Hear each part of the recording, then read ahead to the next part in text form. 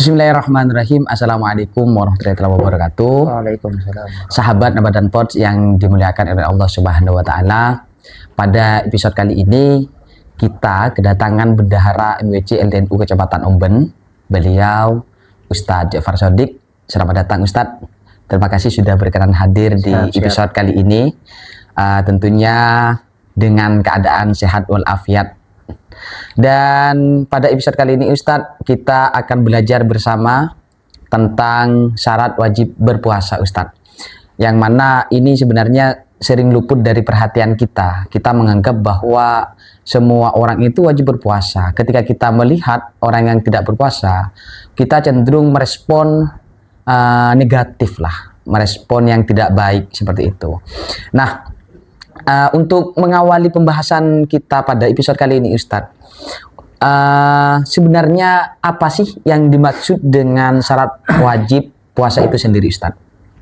Baik Mas Alvin, syarat wajib puasa itu adalah syarat-syarat yang menyebabkan seseorang itu terkena kewajiban puasa.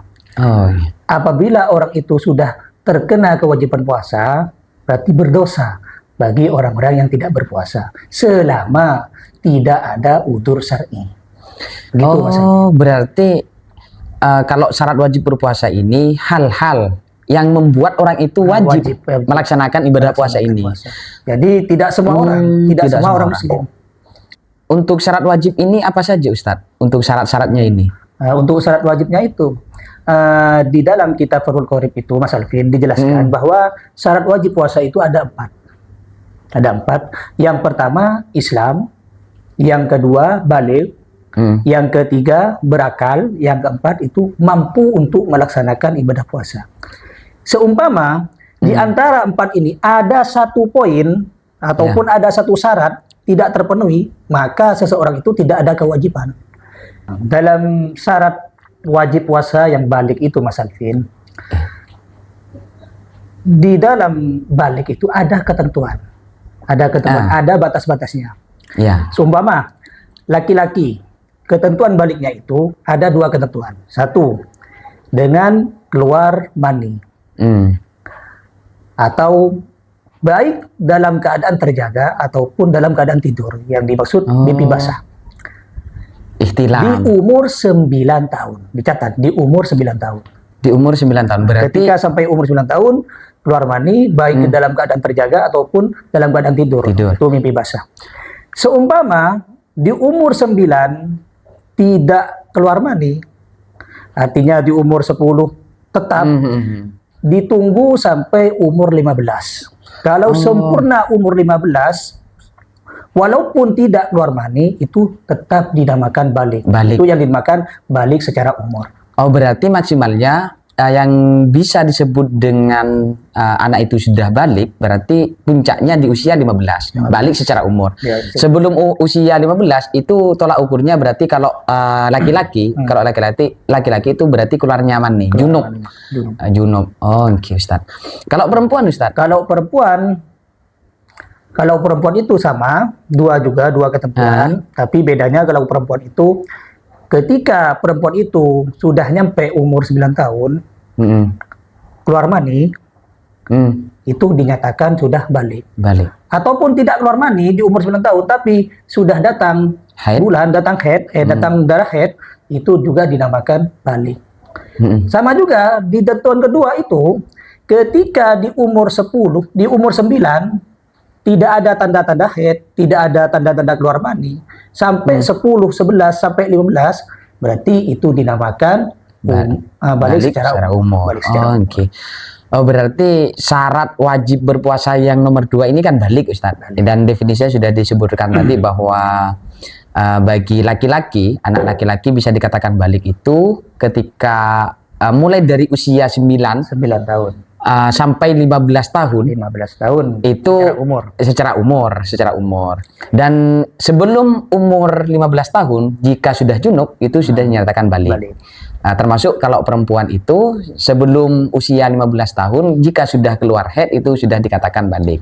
Kalau masih belum haid, kalau sudah usia 15 tahun itu sudah balik secara umur, begitu juga. Dan yang syarat nomor 3 ini apa Ustaz? Yang syarat nomor 3 ini? Berakal berarti kalau orang yang gila, Nah, kalau tidak orang wajib. gila sudah tidak wajib berarti jelasnya berarti ya. Tapi begini Mas Alvin, anehnya sekarang banyak orang yang menyamar sebagai CO. CO. Jangan-jangan sampean CO juga yang menyamar Ustaz. Tapi bedanya kalau bulan puasa, sebelum bulan puasa kan orang banyak nyamar dengan CO. CO. Nah, tapi kalau bulan puasa sekarang banyak orang menyamar, orang waras menyamar jadi orang gila. Oh, maksudnya gimana itu, Contohnya Ustaz? gimana? Banyak orang di rumahnya ikut sahur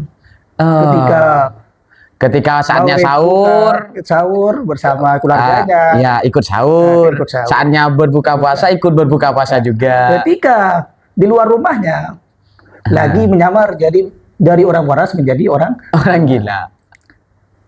bukan mencari giok, tapi mencari Giok warung liotin.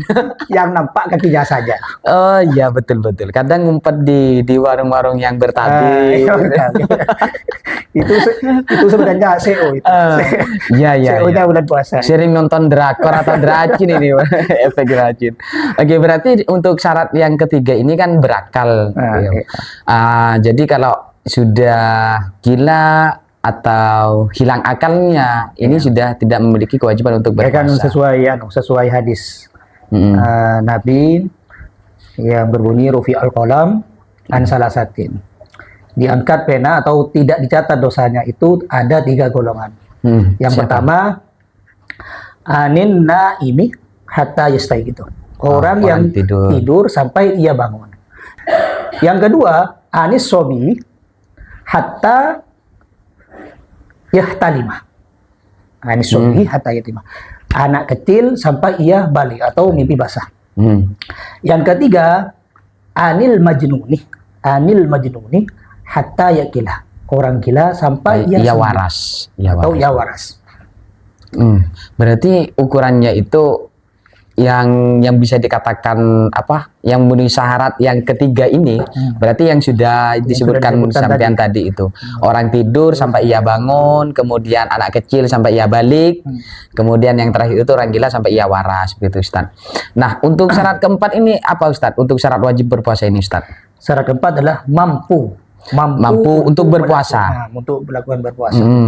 Ketika tidak mampu, umumnya orang tidak mampu itu kan sakit. Ya. Ketika orang sakit itu tidak ada kewajiban untuk berpuasa. Dengan syarat memang benar-benar sakit. Bukan pura-pura sakit. Sesuai dengan perkataannya dokter atau klaim-klaim yang memang menurut dokter itu tidak bisa berpuasa seperti itu Ustaz.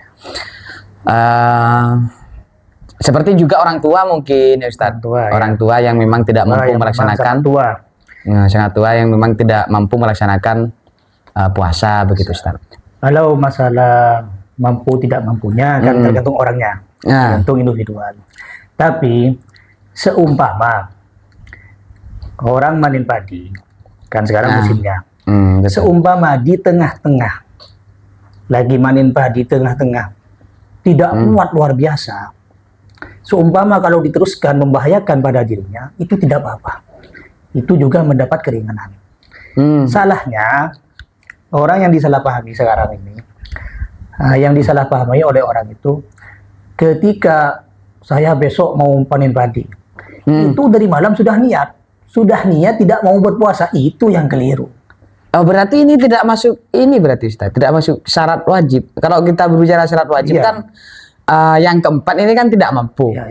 Berarti kalau konteksnya pekerja keras itu kan awalnya mampu di tengah-tengah pekerjaan, dirasa kurang kuat, itu dalam hukum yang lain itu boleh membatalkan puasa. Ketika membahayakan dirinya. Kenapa? Karena kebanyakan orang itu dianggap enteng. Betul. Aslinya mampu. Karena terlalu lebay. Saya ini kok merasa lemas. Dan banyak mengambil kesempatan di itu. Ya, betul. Pengen tidak puasa, cari alasan yang seperti itu. Kan tidak boleh juga. Iya. Kalau memang niatnya itu mau tidak berpuasa. Yang boleh itu kemalamannya sahur dan niat berpuasa, tetap kerja, baik panen padi ataupun pekerja berat, ketika di tengah-tengahnya itu tidak kuat, kalau dilanjut itu membahayakan dirinya, itu gak apa-apa. Itu mendapatkan rukhsah. Tapi dengan syarat kodok di lain waktu bulan puasa nanti. Berarti dengan catatan meskipun dia boleh membatalkan ya tetap punya kewajiban mengganti atau mengkodok puasanya, kan begitu Ki Ustaz. Berarti syarat yang 4 ini harus terpenuhi semua Ki Ustaz. Supaya orang itu memang diwajibkan untuk berpuasa seperti itu. Kalau ada salah satu syarat ini yang masih belum terpenuhi, berarti tidak memiliki kewajiban untuk berpuasa. Di antara 4 syarat ini ada satu syarat yang memang ini menarik untuk kita bahas Ustaz. Terkhusus ini kan yang sering kita jumpai di tengah-tengah masyarakat, yaitu syarat yang kedua ini kan balik. Nah, seringkali orang tua itu menyuruh anaknya itu untuk berpuasa Ustaz, sedangkan anaknya itu masih belum balik Ustaz. Nah, gimana tanggapan panjenengan terkait hal itu Ustaz? Baik Mas Alvin, untuk masalah anak kecil yang disuruh oleh orang tuanya berpuasa itu merupakan suatu kewajiban memang. Suatu kewajiban orang tua untuk melatih anaknya, walaupun anaknya itu belum balik, itu sudah menjadi kewajiban orang tua ketika anaknya sudah berumur 7 tahun. Berarti bukan kewajiban anaknya, tapi bukan kewajiban anaknya. Konteksnya di sini yang kita lihat di masyarakat, konteksnya berarti kewajiban orang tua untuk melatih anaknya dari usia 7 tahun. 7 tahun. Sepertinya halnya sholat. Sholat kan diperintahkan oleh syariat itu kan untuk mengerjakan sholat, dilatih anaknya untuk mengerjakan sholat dari umur 7 tahun. Semenjak umur 7 tahun harus dilatih. Nah, ketika anaknya sudah genap umur 10 tahun, maka harus ditindak tegas anaknya, ataupun dikasih sanksi, hukuman yang ringan ketika meninggalkan sholat. Sama dengan puasa. Makanya banyak orang tua akan melatih anaknya itu untuk berpuasa setengah hari, ataupun yang dikenal dengan puasa beduk. Puasa duhur. Berarti sebenarnya untuk puasa duhur itu tidak ada landasan hukumnya berarti Ustaz? Tidak ada. Berarti kalau kita belajar tentang puasa harus 1 hari full. Jika kita menemukan anak kecil yang sedang berpuasa, itu dalam rangka melatih dan kewajiban orang tua seperti itu Ustaz. Dan kebanyakan salah paham. Nah, dari pembahasan malam ini kita sebenarnya sudah belajar banyak Ustadz terkait kejadian-kejadian yang memang ada di tengah-tengah masyarakat, yang terkhusus dari anak kecil itu tadi, yang sebenarnya memang kewajiban dari orang tua untuk melatih sejak dini. Kemudian yang syarat yang keempat itu tadi, pekerja keras, ini kan bisa masuk kategori tidak mampu dan boleh membatalkan puasa. Sebenarnya untuk syarat yang keempat ini kan lebih masuk ke orang-orang yang memang dari awal tidak mampu kan Ustaz. Kalau orang yang pekerja keras kayak sekarang musimnya padi kan itu tidak mempunyai di pertengahan puasanya. Tidak boleh berarti langsung diniatkan dari malam besok kita tidak mau berpuasa, kan tidak boleh seperti itu Ustaz. Tapi masalah kodok ini Mas Alvin, banyak orang tidak tahu. Iya. Seumpama punya hutang puasa di bulan Ramadan seumpama 1. Hutang yang 1 itu kodoknya jangan sampai tersambung lagi ke Ramadannya. Berarti jangan sampai ke bulan Ramadan di tahun depan.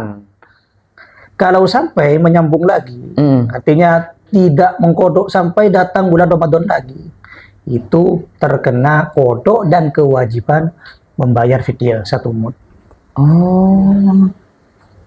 Ini cukup menarik karena kan banyak sekali memang khususnya pemuda-pemuda yang memang agak enteng dengan kodoknya itu. Iya. Itu ada sanksi khusus kalau seseorang itu tidak mengkodok sampai tiba bulan Ramadan lagi. Itu kewajiban kodok sampai apa? Dan membayar. Dan saya rasa ini semua orang-orang Islam, khususnya para pemuda yang memang tingkat kewaspadaan untuk menjaga ibadah puasa kita itu agak rentan, ini penting saya rasa untuk mengetahui hal-hal yang memang yang berkaitan dengan puasa ini Ustadz, mulai dari syarat wajib, rukun, kemudian Yang membatalkan. hal-hal yang membatalkan puasa, termasuk hukuman-hukuman bagi orang yang dengan sengaja membatalkan puasa atau dengan sengaja tidak berpuasa dan seperti itu Ustadz. Terima kasih Ustadz, karena memang obrolan kita pada episode kali ini berfokus ke syarat wajib berpuasa. Saya rasa sudah cukup jelas sekali satu demi satu, mulai dari syarat yang keempat kita sebutkan tadi itu Ustadz. Terima kasih yang sebesar-besarnya Ustadz. Sekali lagi semoga dengan pembahasan yang kita obrolkan dari tadi itu bisa menambah wawasan kita, bisa menjadi perantara yang mungkin masyarakat, khususnya ada anak-anak muda yang awalnya sudah paham tapi lupa, semoga dengan adanya obrolan ini bisa menjadi pengingat. Mungkin hanya itu sahabat Ramadan Pods pada episode kali ini. Jangan lupa stay di episode selanjutnya, karena di program MWC LDNU Kecamatan Umben ini akan banyak sekali obrolan-obrolan yang mungkin bermanfaat untuk Anda. Terima kasih, sekian dari saya, kurang lebihnya mohon maaf. Wallahul muwaffiq ila aqwamit thoriq. Sampai jumpa di episode selanjutnya. Wassalamualaikum warahmatullahi taala wabarakatuh. Waalaikumsalam warahmatullahi wabarakatuh.